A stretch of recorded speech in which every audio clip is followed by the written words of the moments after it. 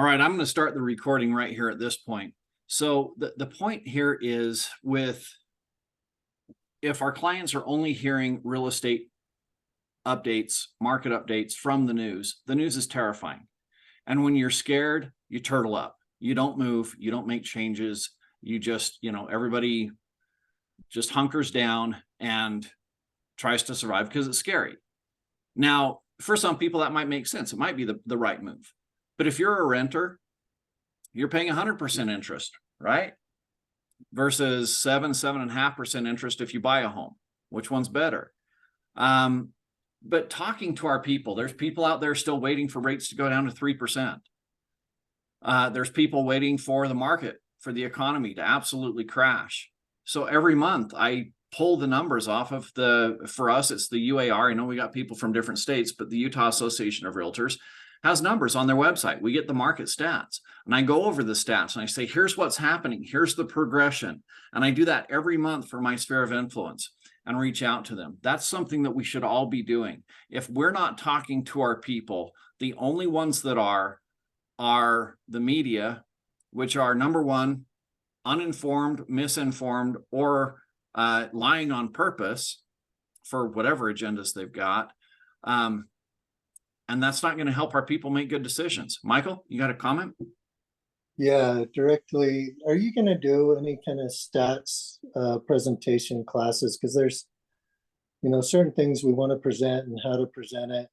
And I've been really trying to rack my brain on how I can just really get into stats monthly, and then more than that, if I'm just chatting with people, you're at something and people are like, well, how's the market? Oh, well, which part of the market you want to talk about? And right now I have Canva up and I'm looking at like, what can I do for posting stats monthly on my social media, and stuff like that. Okay, I'll do a little video. I'll post it to my YouTube channel. I'll just show you where to go and where to find the stuff here in Utah. If you're in a different state, I'm sure your associations there do a similar thing.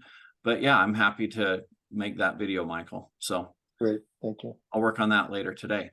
All right, so if this is your first time joining me, my name is Eric Lee. I'm the principal broker for the state of Utah. I opened the first physical location for the company some 18 years ago,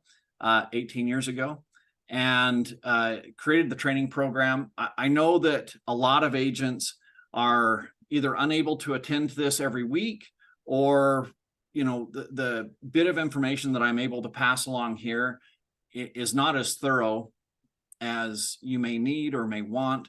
And so I've created an online training course that you can get access to also at eliteagenttraining.com. And then, as I've mentioned already, if you go to YouTube and look up Elite Agent Training, you can subscribe to my channel. And, just like Michael there requested, if you guys have requests for little things, I can make a quick little 5-minute video and say, hey, this is where I go. Here's some of the reports that I like.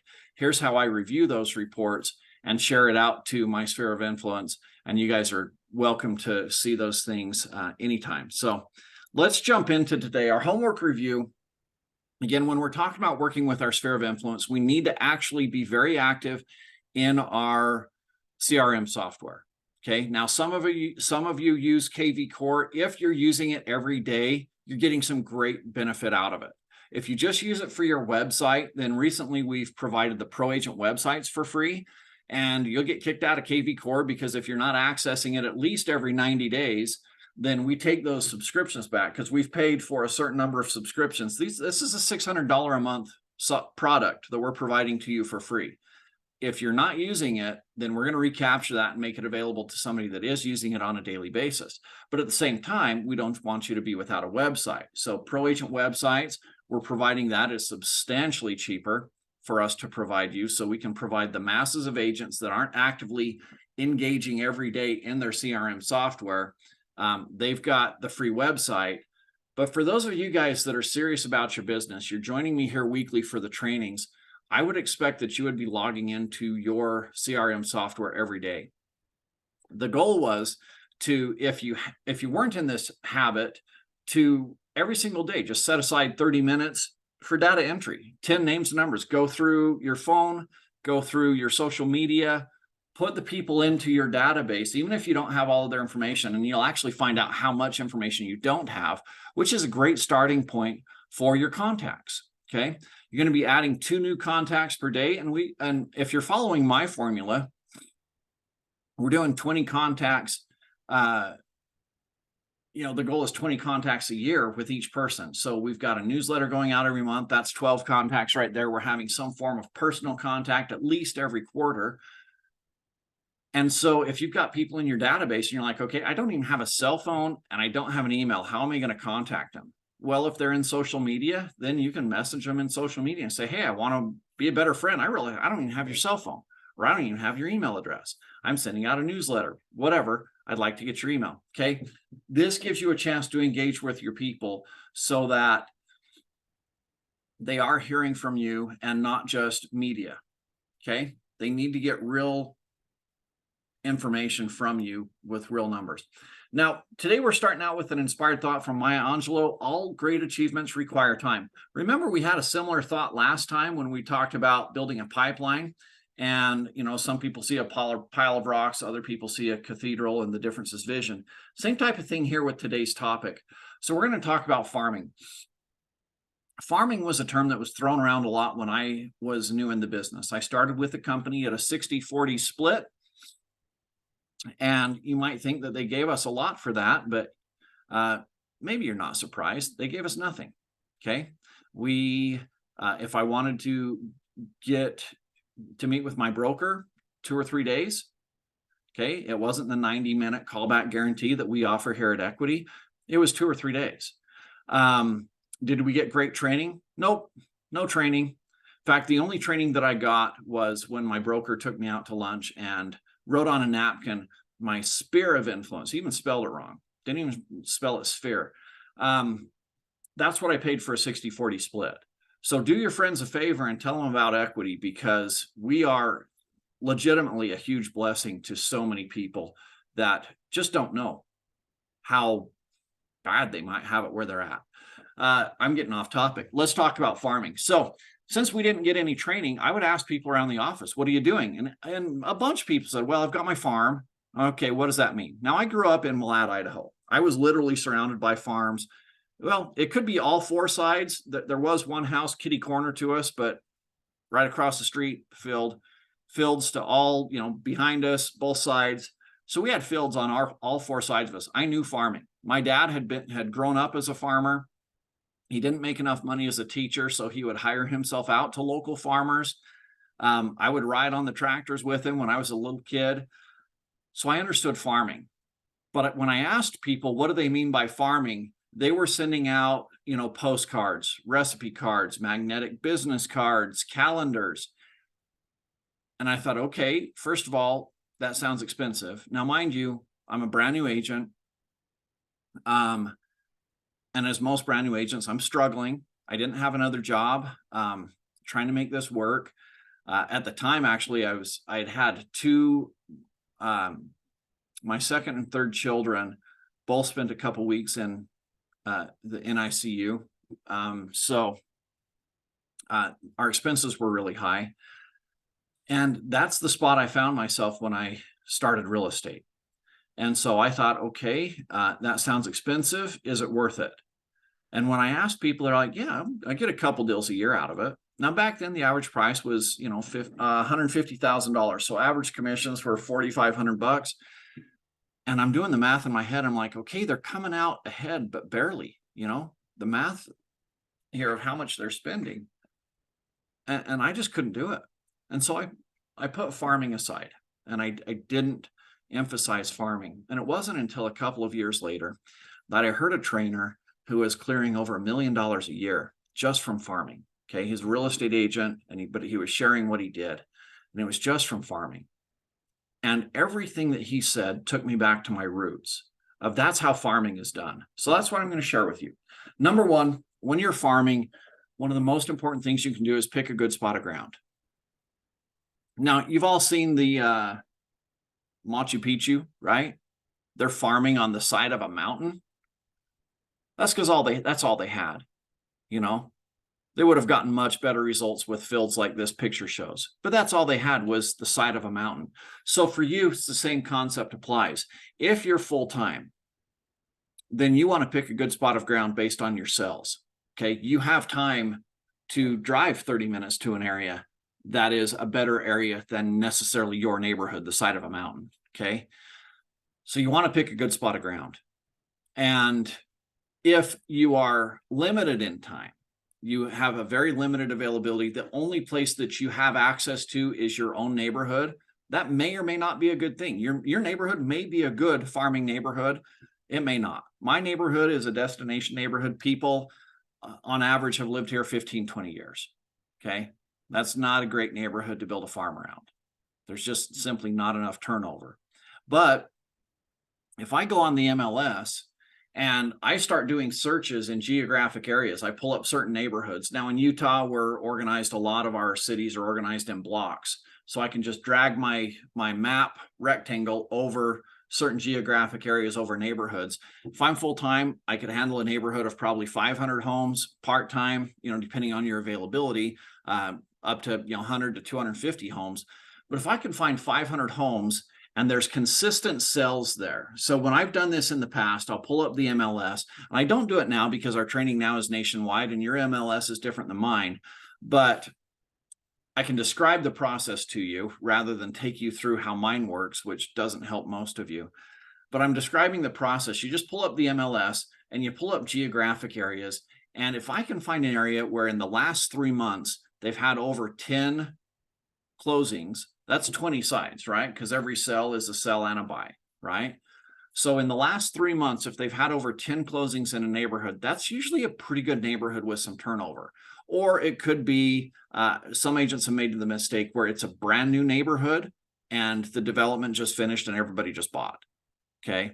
So that doesn't necessarily indicate that it's a good spot of ground. But if you can do your work on the MLS first, find a neighborhood that is turning over. So for example, a first-time buyer neighborhood where it's got 2 or 3 bedrooms, it's something that people can afford as they get their first job, but they've gotten their first job in their first 5 years. They typically will get a couple of pretty decent raises. They also might have a kid or two. They might be moving up a little bit with their job. There's a lot of reasons why that starter house won't work for them forever. And so I like starter neighborhoods because I like the consistent closings. And if it's $400,000 to $500,000, that's a starter neighborhood, which is really sad around here. But if it's $400,000 or $500,000 and I can get 2 closings a month, that's nearly $30,000 a month in commission. Okay, $20,000 to $30,000. That's not bad right there. So I know some of you want to target really rich homes. Okay, a couple $1 million plus, and then you need to close 3 of those a year. All right. It's totally up to you in what you like. With me, I liked the consistency. And quite frankly, my roots were pretty humble. So starting out, I felt much more comfortable with the first-time home buyer group of people. So you pick a good spot of ground. That's step number 1. The next thing that a farmer does is he plows the land. Now, plowing the land is simply turning it over to get rid of the weeds. For us, we want to stand out from our competition. All right. That's how the weeds are the competition. We want to stand out from the competition. So we're going to become an expert in this neighborhood. Now that's very simple for us because we just used the MLS to identify this area.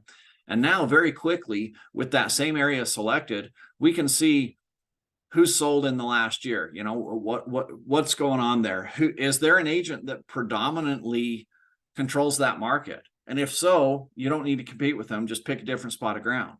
There are very few agents that do this well. And so if I pulled up a spot of ground and I saw the same name coming up over and over and over, I have knocked doors where they've said, oh yeah, so-and-so is our neighborhood real estate agent. And like 2 or 3 doors, they're like, oh yeah, so-and-so is our neighborhood real estate agent. I thought, this lady's killing it. Everybody here knows her as their neighborhood real estate agent. That is not the norm. Okay. That is very rare to find. So you're not going to have a lot of competition if you're doing farming this way, because it does take some work. But becoming an expert is very simple. You've got all the tools right there with the MLS. You can see what homes are selling for.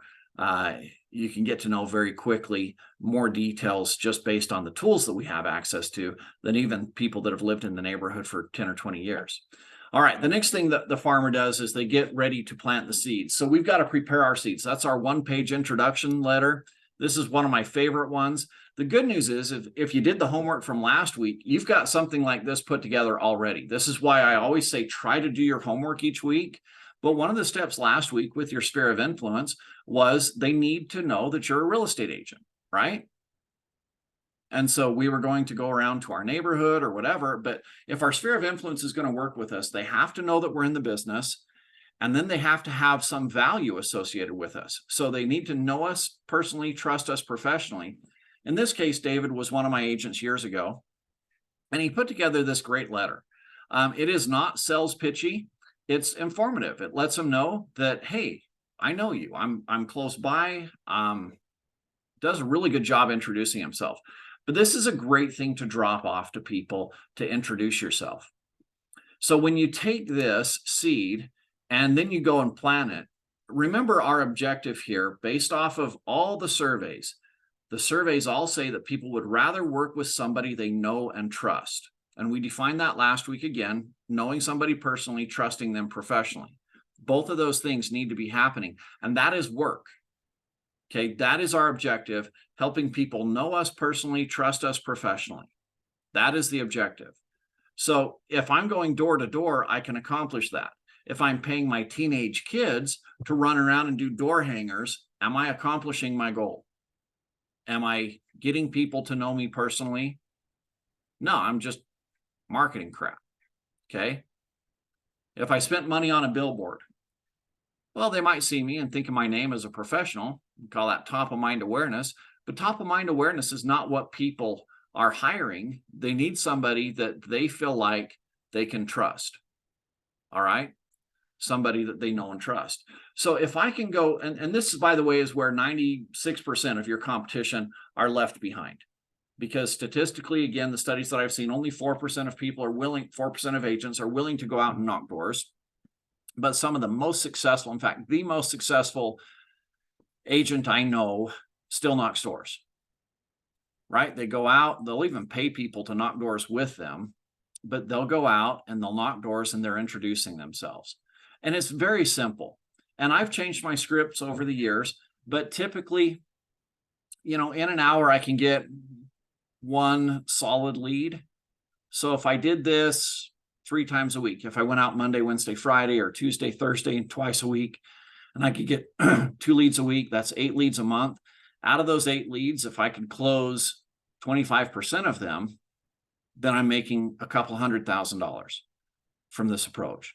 And what I do is very simply, since I'm going door to door, I don't want to be a salesman. I'm just introducing myself. And guys, it is challenging. I like doing it with somebody else for 2 reasons. And for me, I prefer to work with a lender so that I don't have to split all my deals with somebody.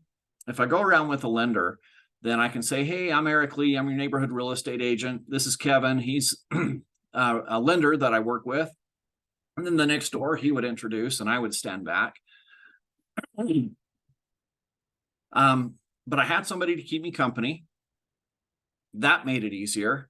I had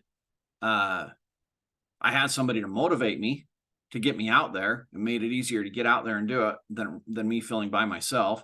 I felt more safe because safety is a concern these days. And if somebody was rude, then I had somebody to laugh with as we moved along to the next door. But the idea here is that we're going around and we're saying, my first script was, hey, I'm your neighborhood real estate agent. We're just coming around to introduce ourselves. Right. And I would have my paper like this and I'd give it to them. And I did this once with the agents in my office as a test. We did everything. We picked a good spot of ground, but we were going to go out for one day because we were just doing this as a test. And there were, I think, 5 or 6 of us. And so we divided up this area into streets, and each of us had a street. And at the end of the hour, we'd be done. I got 6 leads off of this in 1 hour. Now that's not typical. Typically I'll get 1, but I got 6. And what happened was, as I'm going around and talking to people, I'm just saying, hey, I'm your neighborhood real estate agent. Just wanted to come around and introduce myself today. People would ask me questions. What's going on with the market? And so you know, or, hey, I've got kids that are starting up school and college and housing is crazy right now. We've been thinking about getting a place up there for our kids, you know, whatever their questions were, or, hey, what do you think my house is worth? But people would just talk to us. And if they didn't talk to me, then I learned very quickly when I'm doing door to door, I'm not going to convince somebody to sell their house at their doorstep. I'm not a vacuum salesman. I don't need to do tricks, anything like that. I'm just introducing myself here. So I'm not doing sales calls. It's technically not soliciting. I'm not asking for business. I'm just introducing myself. Hey, I'm your neighborhood real estate agent. I'm just introducing myself to all the neighbors right now. Okay. Now, am I going to get a lot of business from that? Maybe, maybe not. Like I said, one an hour. Okay. But the idea here is that we're just barely starting our work of getting people to know and trust us. And the first step, like any relationship, is the introduction. We're just introducing ourselves right now. We're not asking for business. We're not being pushy. If they have questions, great. We can answer their questions because we've prepared ourselves. We understand that neighborhood. We understand the market in that neighborhood. So we can answer their questions. If somebody says, what do you think my house is worth right now? So you know what? I'd love to take a tour of it. And I know I don't want to put you on the spot right now to come through, but if you'd like, we can schedule a time tomorrow and I'll come and I'll walk through the home with you. And that'll give me some time to run some numbers specifically on your house, and I'll get back with you. You know, if they've got time right then, they'll say, yeah, let's walk through the home. I'll make some notes and then I'll go do some research for you.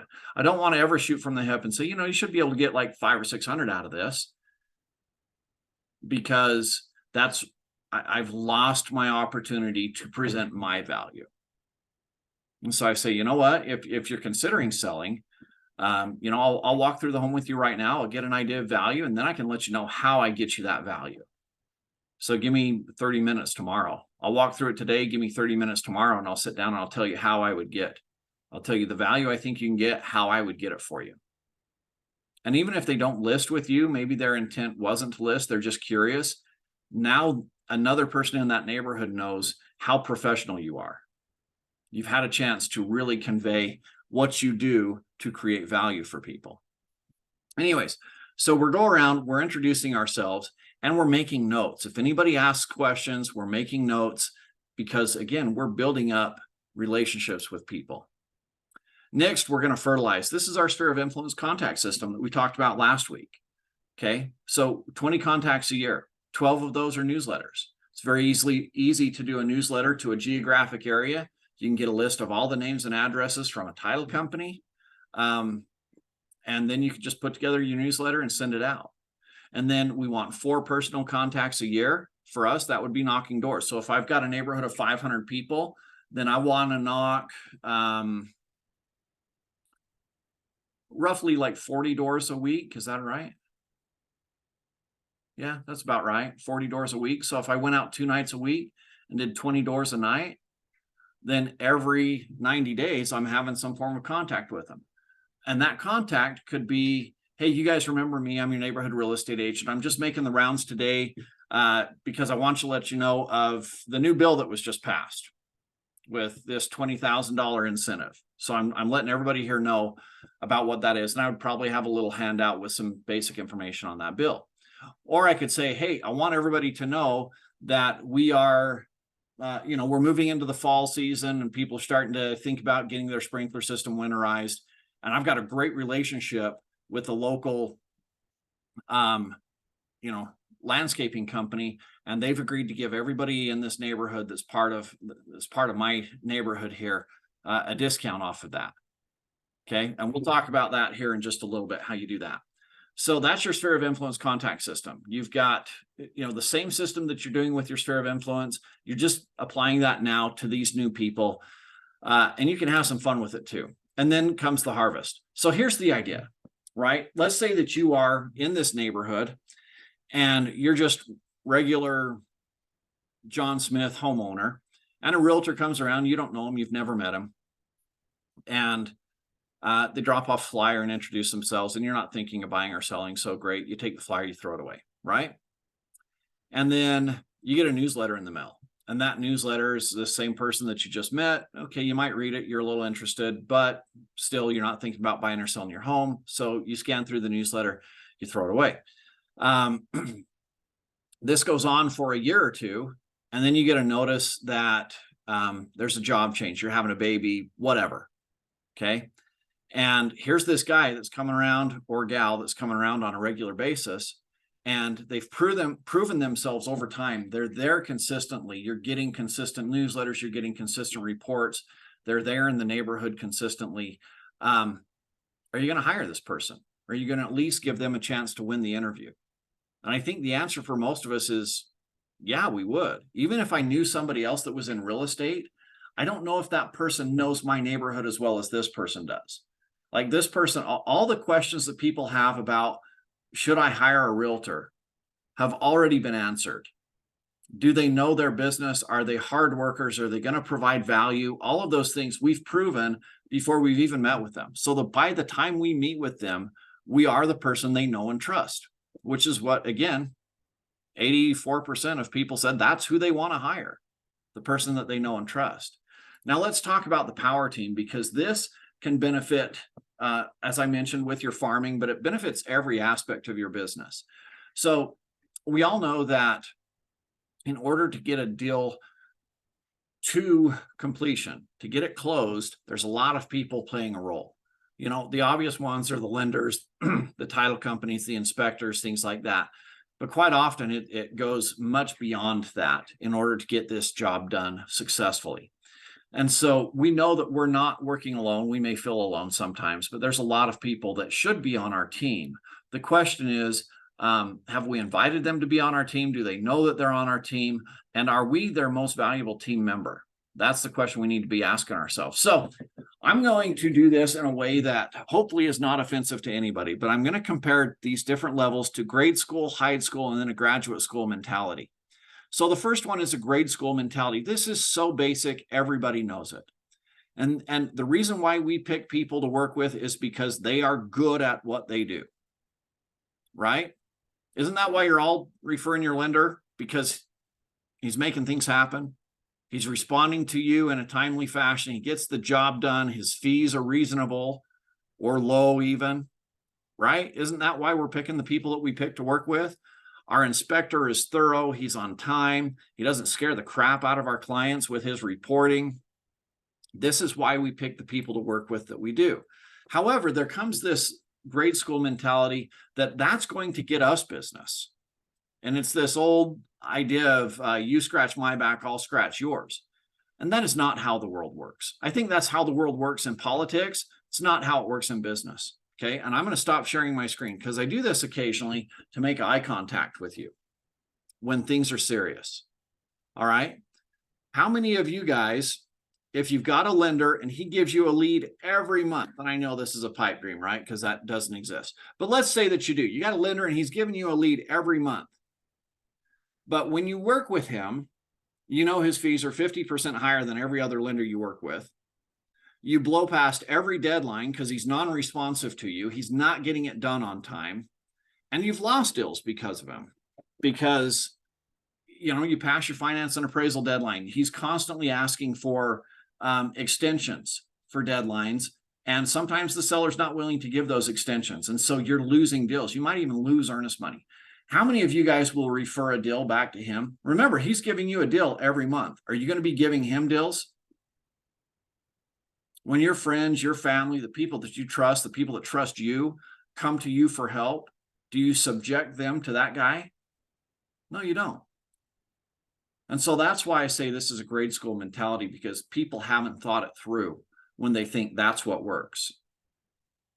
Okay? We pick people to work with because they are great at what they do. And we need to understand that if we're going to get referrals from our power team, they need to know that we're great at what we do. And we are not good at conveying that. The reason we're not good at conveying that is I want you all to look around your desk right now. How many of you have paid for a pen since you've been in real estate? There's Northwest Title. I haven't had to buy a pen in 20 years. Okay. How many of you have had to buy a notepad? Metro Title. Okay. I've got stacks upon stacks. There's Woodside Homes, First American, Secured Land Title. Even the Division of Real Estate from the Utah Department of Commerce, I've got here. Guys, we're the rock stars. Everybody wants to work with us because we are the source of leads. We are the person that are the boots on the ground. We're generating the business for every other affiliated industry. And so they're coming to us and they're taking us out to lunch and we go golfing with them and they visit our office all the time and drop off swag. Here's another one I haven't even had the chance to open yet. This is Cottonwood Title, pins, notepads, sticky notes, got everything in here that I need, right? They're doing this to try to convince us that they're the best. They come in, they offer CE classes every week in my office to convince us that they're the best. And we sit back and we start to think, man, I'm the best, because look at how hard these people are fighting for my attention and fighting for my business. And we start to think that we're the best. And that is not correct. That is not what they're thinking at all. They are thinking, I want these people to think that I'm the best so that they will give their leads to me. And we get this swollen head mentality. I can go back and share my screen now. We get this swollen head mentality that we're getting, that they're going to be sending us business. And I hear so many agents like, well, I send all these leads to my lender. He never sends me anything because he doesn't think you're very good. Now, you may be very good. He doesn't think that, though. And again, I go back to my favorite quote, with great responsibility comes great power. When you own that responsibility to communicate how good you are to your power team, that gives you power. So what they're doing, okay, the pins, the notepads, the lunches, you know what they're doing to convince you that they're the best. What are you doing to convince them that you're the best? See, now we've elevated our thinking a little bit. Now we're all the way up to high school. And so many agents have never even thought of communicating to their lender, their title company, their inspectors, what they do that makes them the best in this field. Do those people have other people talk to them about real estate? What about your plumbers, your electricians? These guys are all self-employed. Okay. A lot of them may be very interested in owning real estate as part of their retirement plan. They don't have anybody building a 401k for them. They're all self-employed. And one of the best vehicles for retirement is real estate. So what are you doing to convince all of these different people on your power team that you're the best so that they would send business to you? Well, here's the thing. Your power team should be working together to build each other's own investment portfolio and to market for each other. So there's two different ways, and this is our master's degree. Cross promotion.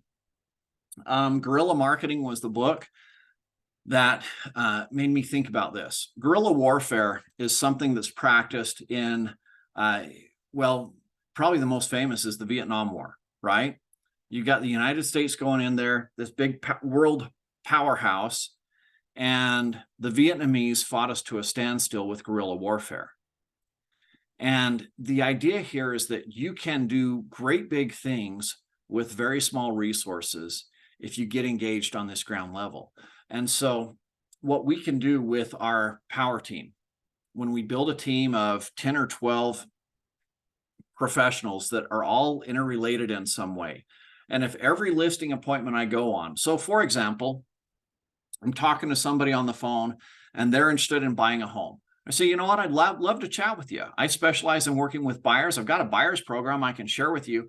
And whether you work with me or not, if you give me 30 minutes to tell you about my program, I'll leave you with $4,000 or $5,000 in coupons that every buyer wants to have from local businesses. Everything from, helping getting your loan, carpet and flooring allowances, working with electricians, whatever comes up that home buyers might need, I've got savings in here for you. So give me 30 minutes of your time and you'll get this whether you decide to work with me or not.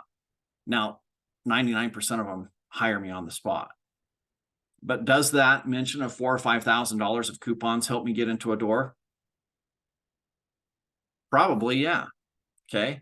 What about when my carpet cleaner goes out and he cleans the carpet for somebody And then he says, hey, you know what? Thank you so much for working with me. I give all of my clients these discounts for other local businesses that I know are great. And here's $5,000 of value for you for having me clean your carpets. I've got a guy in my company I talked to yesterday. He's got 2 closings coming up. They're both from his carpet business. Okay, so that's cross promoting each other. And what we can do here is we can put together, at one point in my career, I had a whole newspaper. I bought and printed a newspaper. All of my power team partners shared the cost, so it was very inexpensive.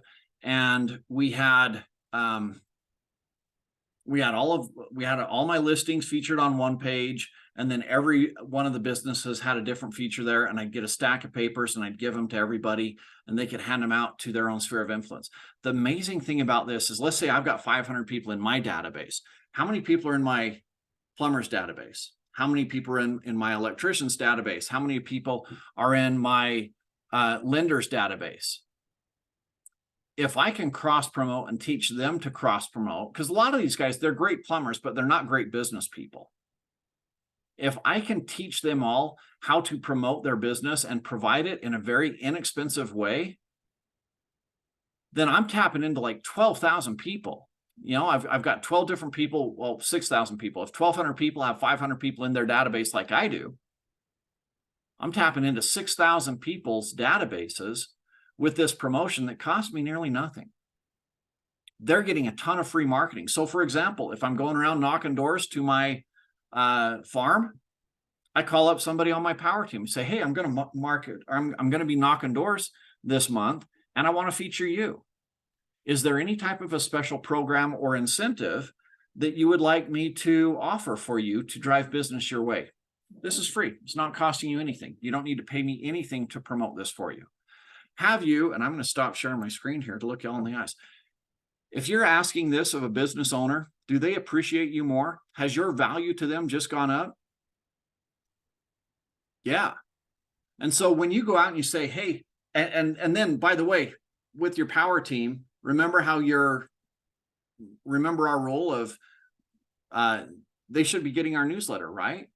We should be convincing them that we're the best by sharing our newsletter, which has a personal article and a professional article. They start to see us as a person, they see us as a professional. Once every quarter, we're doing some form of personal contact. This is the same exact formula we're using for our sphere of influence, except with our power team, we can go out to lunch with some of these guys because they're working all during the day, their evenings or their golden time with their family or whatever. So we can actually meet them during the day. We can go to lunch with them. And while we're at lunch with them, we can present this idea and say, hey, I want to promote you on a regular basis with my people. I'm not asking for any kickbacks here. I'm not looking for kickbacks. What I want is I want to make sure that I am one of the top 1 or 2 real estate agents that come to your mind anytime anybody talks about real estate. I want to be the number 1 or number 2 person that you think of. Is that possible? Right now, when you think of real estate, who do you think of? Who do you refer to? And why do you refer to them? And just by me having that lunch with these people, I'm learning who they love, why they love them, because I can learn a lot from some of these top professionals. They're doing something that caused another industry leader to love them, right? I haven't been doing that. So I can learn some things right there. What do you love about these people? What is it that they do? Now I'm learning. That's great. I'm getting free education. What would it take for me to get one of those top 2 spots? Because that top guy, he's not going to be able to deliver all the time. He's going to take a vacation sometime, and they're going to need somebody as a backup. How can I be one of your top 1 or 2 people? Well, you know, it's my spouse. Okay, great. I'm going to find somebody else, right? Like if this is a lender and their spouse is a real estate agent, I'm going to find a different lender. They may be great, but there's other great lenders out there that aren't sending all their business to their spouse. Okay, I don't have to pick that person. But if it's just another industry professional that they're sending their leads to, why are they sending them there? What is that person doing? Can I win one of those top 2 spots? Okay, and here's what I'm doing. Here's how I'm going to promote you. If I have this conversation with a guy that owns, and granted, most of the trades are so busy right now, they don't need extra people promoting them.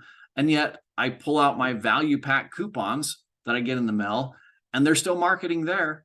They're spending money marketing. And I say, I want to create value for you. So I'm going to promote you to everybody in my sphere of influence, which is, 500 people. Or I'm going to promote you in this farm. I'm going to feature you this month in all the doors that I knock.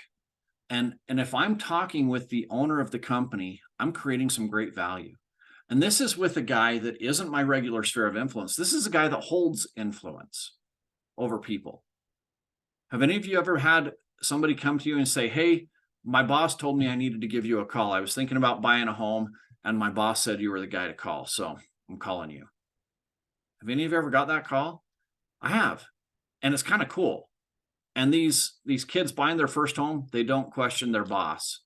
This is a guy that they know is successful. It's a guy that they respect. And if he says to use Eric Lee, then they're going to use Eric Lee, right? He carries more sway than their parents do. So that's what we want to be doing. Thank you for making the eye contact with me.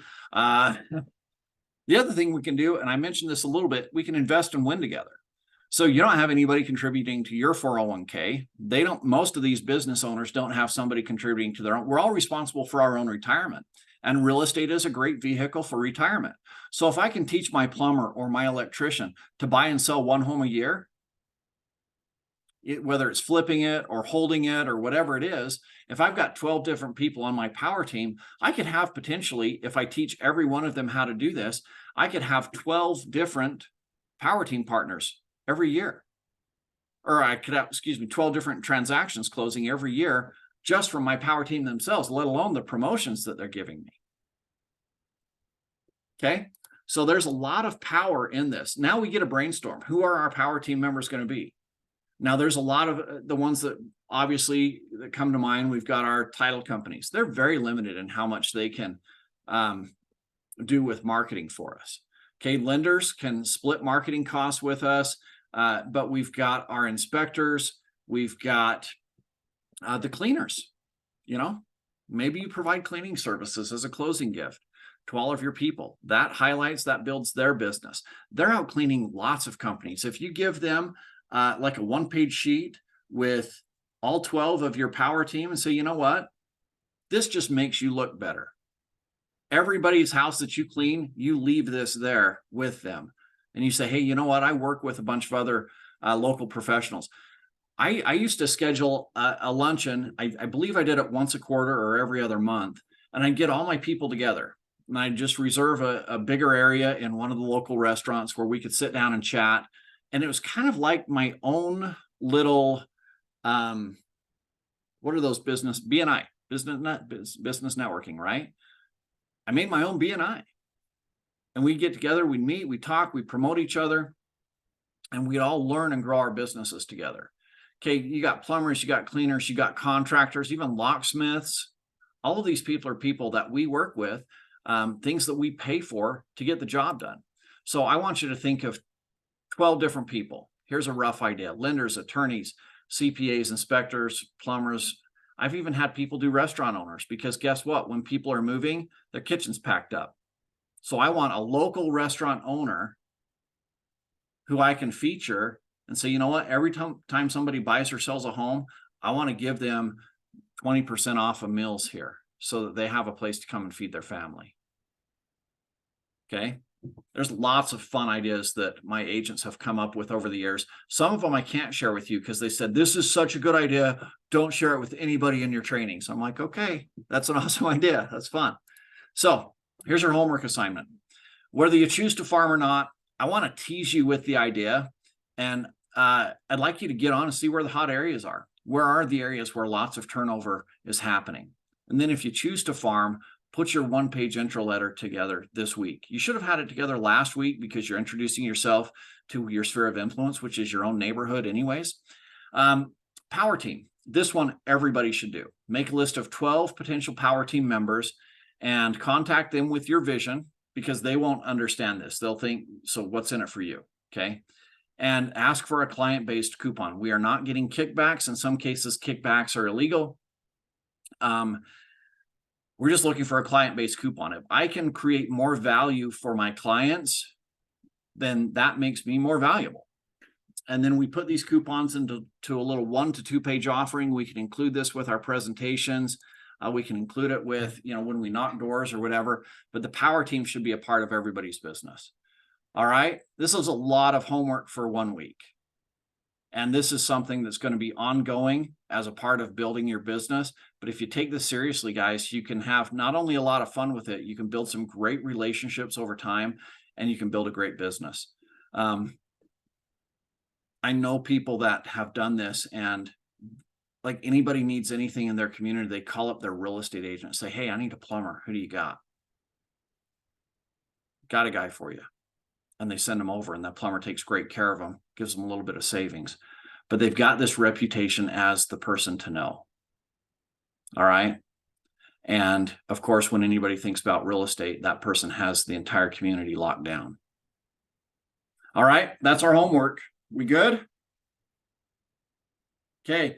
The idea with this all, folks, is not to just attend this to, I know I've got this just soothing voice and the charming good looks, the rugged frame. No, I don't have any of that shit. Okay. We're not attending this to watch me do a training. We're attending this so that you guys can go out and improve your business. And that only happens if you take at least some of the stuff that you've learned here and you go out and apply it. Okay. So try to apply it every week. And then it's a 12-week revolving course. We're going to come around. We're going to hit this topic again in another 12 weeks. And you guys are going to be like, you know what? I got some of this done, but I can take it to the next level now. Shauna, you had a comment, Donna as well, or is that a clap? So I was curious, how long before you upload your videos to YouTube? Because I would like to refer to certain trainings to my team of realtors in my brokerage for certain topics. So I did record this one today. In fact, I'll stop the recording right now.